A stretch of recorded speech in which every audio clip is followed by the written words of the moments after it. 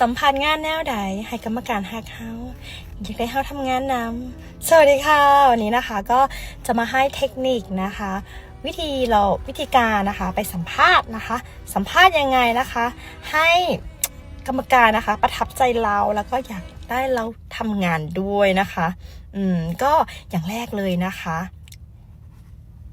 เสื้อผ้าหน้าผมใช่ไหมคะแล้วก็การแต่งหน้านะคะแล้วก็แต่งหน้าให้เหมาะกับตัวเราเสื้อผ้าหน้าผมคือเรียบร้อยผมต้องเก็บเสื้อก็เรียบร้อยรองเท้าก็ขัดเงานะคะอย่างที่สองเลยนะคะก็คือสิ่งที่เรามีในตัวเรา skill knowledge หรืออะไรที่เราประสบการณ์ในชีวิตที่ทำเกี่ยวกับบริการนะคะเรามาให้หมดทานแล้วก็เราจะเอาประสบการณ์ที่เรามีทั้งหมดเนี่ยมา